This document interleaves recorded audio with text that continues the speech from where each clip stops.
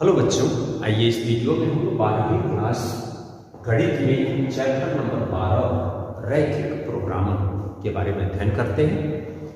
रैखिक प्रोग्रामन समस्या को पढ़ने के लिए आपको कक्षा 11 में चैप्टर नंबर 6 रैखिक और समीकरण के बारे में पूरी जानकारी होनी चाहिए। अगर उस पाठ में थोड़ा सा कमी है तो आप उसको दोहरा लें पहले, और रैखिक और समीकरणों का आलेखीय निरूपण आप अच्छी तरह से समझ लेंगे कि कैसे क्या करना है। तो आइए रैखिक प्रोग्रामिंग को समझाने से पहले हम आपको एक उदाहरण देते हैं। सबसे पहले उस उदाहरण के बारे में अध्ययन करें आप, उसके बाद आप समझ पाएंगे कि वास्तव में रैखिक प्रोग्रामिंग समस्या है क्या और उसमें हम किस तरह की बातों का अध्ययन करेंगे। मान लीजिए एक व्यापारी है जो सपोज दैट एक फर्नीचर का व्यवसाय है। आपके एनसीईआरटी बुक में जो एग्जाम्पल दिया हुआ है हम उसी एग्जाम्पल को अच्छी तरह से समझाते हैं। एक व्यापारी है जो कुर्सी और मेज बेचने की योजना बनाता है। ओके, क्या करना चाहता है? कुर्सी और मेज बेचने की योजना बनाता है।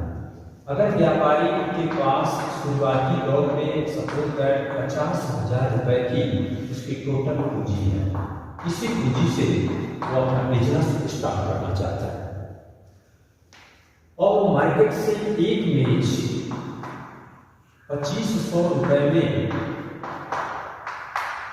रुपए 2500 में एक मेज खरीदता है और रुपए 500 में एक कुर्सी खरीदता है। अर्थात ये क्या है, इन वस्तुओं की लागत मूल्य, मेज का लागत मूल्य 2500 रुपया है और इसका 500 रुपया है।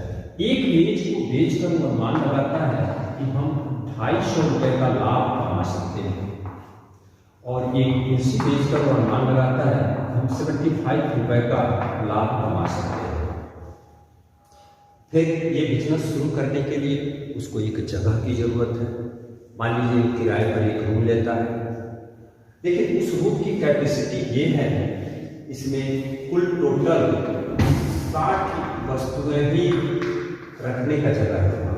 60 वस्तुएं ही, या तो 60 मेज या 60 कुर्सी या दोनों मिला के साथ 20 में 40 कुर्सी, 30 में 20 कुर्सी, कोई भी चीज, ऐसे 60 वस्तुओं को रखने का उसको जगह है। अब ये बिजनेस स्टार्ट करता है। कई कंडीशन आ रहे हैं इसमें, जैसे उसके पास एक फाउंडेशन आ रहा है कि टोटल पूंजी 50,000 रुपए ही है। इसको रखने के लिए केवल 60 वस्तुएं ही रख सकता है और एक्स्ट्रा रख नहीं सकता। और एक मेज खरीदता है तो 2,500 रुपए उसको पूंजी इन्वेस्ट करना होगा। एक कुर्सी खरीदता है तो 500 रुपए इन्वेस्ट करना होगा। तो चारों तरफ से फाउंडेशन है। अब यहाँ बात हम ये करते हैं कि वह अधिकतम लाभ कमाने के लिए, अधिक से अधिक उसको प्रॉफिट हो तो कम से कम लागत होनी चाहिए। कम लागत लगा के अधिक से अधिक प्रॉफिट कमाए, इस तरह का किस तरह से सेटलमेंट करे कि कितनी कुर्सी अपने स्टोर में रखा है, कितना मेज अपने स्टोर में रखा है, ताकि उसको ज़्यादा से ज़्यादा प्रॉफिट हो। ये भी कंडीशन पूरा हो कि 60 वस्तुओं से अधिक न हो, 50,000 रुपये में हो भी जाए, और ये सारी बातों का अध्ययन करना हो। इस तरह की समस्याओं को सॉल्व करना है इस चैप्टर में। तो यहाँ हमें करना क्या होगा, उसके जो लागत मूल्य है उसका न्यूनतमीकरण करना होगा। लागत मूल्य का क्या करना होगा? न्यूनतमीकरण करना होगा। न्यूनतमीकरण में उसको मिनिमाइजेशन करना होगा। और उसका जो प्रॉफिट है, लाभ को अधिकतमीकरण करना होगा। लाभ अधिकतम हो तो ऐसी समस्याओं को हम कहते हैं इष्टतमकारी समस्याएं। इष्टतमकारी समस्याएं।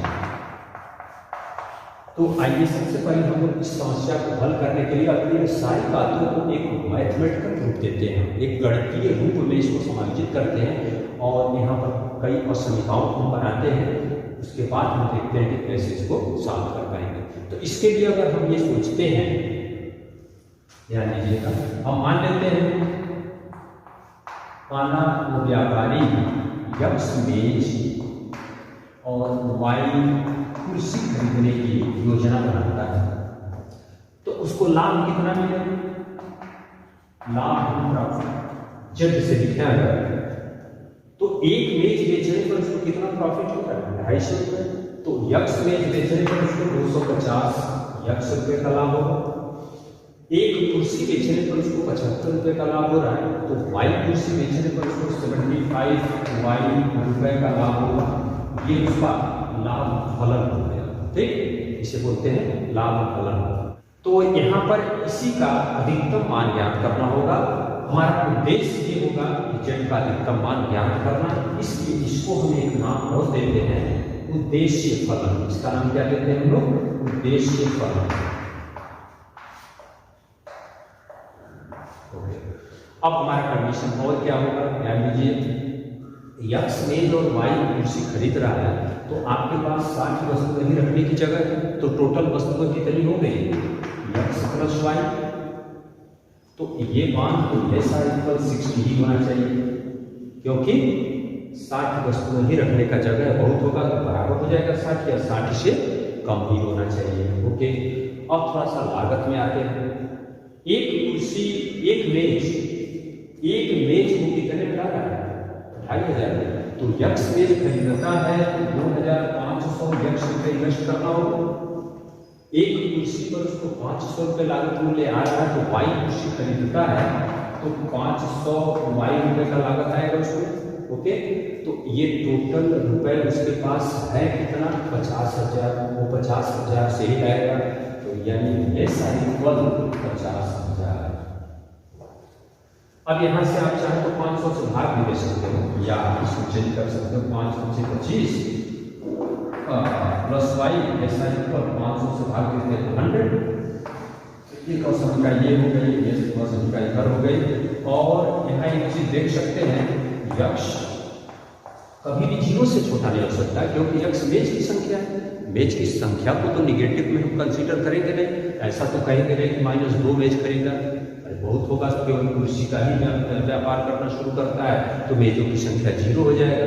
तो यक्स का मान 0 या 0 से बड़ा ही होगा, वाई का मान 0 या 0 से बड़ा ही होगा। अब हम इन सारी बातों को गणितीय रूप में यहाँ लाते हैं, तो हमें करना क्या होगा? इन सबके सहायता से इस जेड का अधिकतम मान ज्ञात करना है। अगर ये मैक्सिमम वैल्यू होता है इन सभी शर्तों को देखते हुए, तो फिर ये समस्या का सॉल्यूशन होगा। यहाँ यक्स और वाई का मान हम निकालते हैं। तो सबसे पहले हम इस वीडियो में आपको इसी को हल करने का एक मेथड बनाते हैं। इसके बाद नेक्स्ट वीडियो हमारा प्रश्न 12.1 का होगा, उसको आप वहाँ से समझेंगे। तो 12.1 में ऐसे ही क्वेश्चन बना के दिए गए हैं, और यहाँ से इसका अधिकतम मान ज्ञात करना है या फिर न्यूनतम मान ज्ञात करना है, इन सभी बातों को हम सॉल्व करेंगे। तो आइए सबसे पहले इसको हम सॉल्व करते हैं। तो अब आइए हम इस समस्या को सॉल्व करने का प्रयास करते हैं। यहाँ यक्स और वाई का मान निकालने का हम प्रयास करते हैं, कैसे होगा। तो जैसे कक्षा 11 में असमीकाओं का फिगर आप कैसे बनाए थे, आलेखी रूप से कैसे हल किए थे। आपके पास एक असमीका यहाँ है और एक असमीका यहाँ पर है। तो सबसे पहले आप काम किए थे असमीकाओं के इक्विवेलेंट, उसके संगत एक इक्वेशन बनाया गया। तो संगत समीकरण सबसे पहले लिख लेते हैं। तो इसका संगत समीकरण क्या होगा? X plus y equal 60, equation number 3 बना लेते हैं। और इसके संगत समीकरण होगा 5 x plus y equal 100, equation number 4। तो फिर समीकरण 3 से, मतलब इसका हम ग्राफ बनाना चाहते हैं, इसके लिए एक टेबल यानी कुछ पॉइंट्स को आपको बनाना ही पड़ता है। यक्स और y, suppose that x equal 0 रखते हैं तो वाई कितना आएगा? 60, और वाई 0 है तो यक्स का मान क्या होगा? 60। और इसी प्रकार समीकरण 4 से अगर बनाते हैं यक्स वाई, तो 4 में अगर यक्स बराबर 0 रखते हैं तो वाई कितना आएगा? 100, और वाई 0 रखते हैं तो यक्स कितना आएगा? 5 दूनी 10, 20। इसका फिगर यहाँ दे रहे हैं आपको।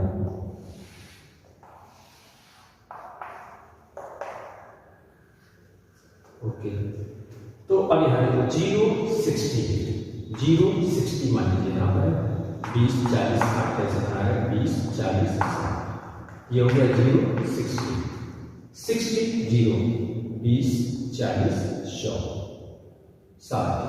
ओके, 60 0। तो फिर इसको आप मिलाते हैं इससे।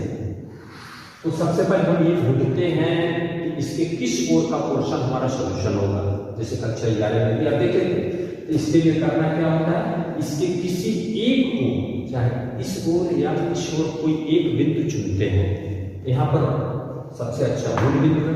मूल बिंदु से आप इस असमिका को संतुष्ट कराते हैं। ये असमिका कौन है, 3। इसके 1 वाले से 3 बना है, तो 3 वाला इक्वेशन ये है। तो इस 0 0 को आप इसमें संतुष्ट कराएंगे। 0 + 0 रखते हैं, 0 + 0 ≤ 60। तो फिर 0 ≤ 60 हम ये सोचते हैं ये बात सही है कि गलत है। मतलब 0 60 से छोटा है या बड़ा है, तो छोटा है, ये बात सही है। इस ओर का भाग हमारा सोल्यूशन होगा। लेकिन ये भी देखना होगा x ≥ 0, y ≥ 0। तो ये केवल पहले चतुर्थांश में ही x और y दोनों शून्य से बड़े होते हैं। तो हमारा सोल्यूशन भी केवल इसके मूल बिंदु की ओर वाला पोर्शन है, लेकिन केवल इतना ही होगा। ओके, दूसरे में बनाएंगे 0 100, तो 20 40 60 80 100, ये हो गया आपका 0 100। और 20 0, तो 20 ये आपका, इसको मिला लीजिए। अब इसमें भी खोजते हैं इसके किस ओर का पोर्शन सोल्यूशन होगा। तो इसको भी मूल बिंदु से ही संतुष्ट कराएंगे। तो 0 + 0 0 <100 आएगा। ये भी बात सही है, 0 100 से छोटा ही है। इसके बाएं ओर, इसके भी नीचे, इसके भी नीचे, फिर हमारा सोल्यूशन ये होगा। ओके, तो इसके बाद अब इसमें देखेंगे एक किस एरिया से घिर रहा है। ये घिरा हुआ क्षेत्रफल ये आपका। तो इसमें कोने कोने के बिंदुओं को ढूंढते हैं। जैसे यहाँ पर कोने पर बिंदु क्या है, 0 60, यहाँ पर क्या है 20 0, ये तो मूल बिंदु है आपका। और यहाँ वाला एक पॉइंट और मिला, इसको भी हम क्या करेंगे, ये क्या है, समीकरण नंबर 3 और 4 का प्रतिच्छेद बिंदु है। अगर हम समीकरण 3 और 4 को हल करते हैं, 3 और 4 को हल करने पर तो ये मौखिक है, हल कर सकते हैं। समीकरण 4 में से 3 को घटा लें तो y से y कट गया, 5x - x क्या होगा, 4x 100 - 60 40। तो x इक्वल क्या आएगा, 10। और x इक्वल 10 इसमें रखते हैं तो y इक्वल क्या आएगा, 10 यहाँ हो गया, 50 हो गया। तो इस बिंदु का निर्देशांक क्या होगा, 10 50। तो अब हम ये काम ये करते हैं, इन बिंदुओं पर हम इसका अधिकतम मान ज्ञात करते हैं, क्योंकि लाभ अधिकतम होना चाहिए। हमारा मेन पर्पज ये है कि उसको अधिकतम लाभ हो। तो इन सभी बिंदुओं पर हम z का मान निकालते हैं। जैसे टेबल बना लेते हैं या अलग अलग लिख के भी बना सकते हो। जैसे इसे कहते हैं कोणीय बिंदु। इसे क्या बोलेंगे, कोणीय बिंदु। और z का मान आप लिख रहे हैं 250 x + 75 y, यहाँ से लिख रहे हैं। जो बिंदु है उसको लिखिए, यहाँ 0 60, यहाँ पर क्या 10 50, और एक पॉइंट इधर इसमें जो गिरा हुआ है 20 0। इन सभी बिंदुओं में z का मान निकाल लीजिए। यहाँ 0 रखते थे, 0 गया 60, 75 × 60, तो 0 6 × 30 को शून्य, यहाँ से 3 6 7 42 3 45। 10 इसमें रखते हैं तो 25, 250 में 100 करते हैं, 10 करते तो 2500 होगा। और 50 में 75 करेंगे तो प्लस 0, 5 × 25, 2 5 × 35 2 37। इसको जोड़ लीजिए, 0 5 7 5 12 को 2 हाथ से 3 2 5 1 6, और 20 0 रखते हो तो 20 25 3 50, 5000 ये हो गया। इसमें सबसे बड़ा मान कौन, बड़ा मान तो 6250 है। तो आप क्या लिखेंगे, अर्थात इस बिंदु पर 10 50 क्या लिखेंगे, अतः बिंदु 10 50 पर z का अधिकतम मान 6250 प्राप्त होता है। अतः हमें करना क्या होगा, यक्ष यही एम है, यक्ष माने यक्ष मेज है, अतः 10 मेज व 50 कुर्सी खरीदना होगा उसको। उस दशा में उसको अधिकतम लाभ वाली स्थिति होगी। इसका विश्लेषण और भी कर सकते हैं आप। देखिए 10 मेज, एक अब सब कंडीशन होगा। आप एक मेज का कीमत ढूंढ सकते हैं, वहां पर 2500 था और एक कुर्सी का कीमत 500 था, उसका गुणा करके पूरा कीमत देखेंगे 50,000 के नीचे ही होगा। और सबसे अधिक लाभ एक मेज बेचने पर 250 रुपये का लाभ था, एक कुर्सी बेचने पर 75 रुपये का लाभ था। इस दशा में सबसे अधिक लाभ उसको प्राप्त होगा।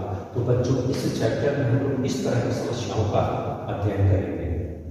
इसके बाद हमारा नेक्स्ट वीडियो एक्सरसाइज 12.1 का होगा। उसमें अब पूरी इबारतें तो नहीं दी जाएगी, ऐसे कोई रैखिक प्रोग्रामिंग की समस्याएं बनाकर दी गई है, उसमें ये नहीं पता चलेगा कि वो कौन सी बात का है। तो ये सीधे सीधे ऐसे है, इसमें देगा प्रश्न कि z का अधिकतम मान ज्ञात कीजिए या इसका अधिकतमीकरण कीजिए और इसका न्यूनतमीकरण कीजिए। तो उसके लिए x और y का मान आपको ज्ञात करना होगा।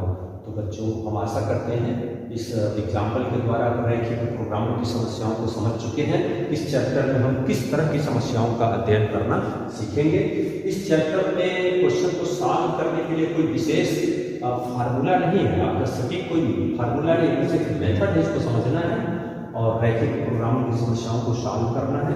इसके लिए रैखिक असमीकाओं का आलेखीय निरूपण करना सीखिए पहले, इसके बाद इस समस्याओं को सॉल्व करें। तो अब इसके बाद नेक्स्ट वीडियो में 12.1 के प्रश्नों को सॉल्व करेंगे।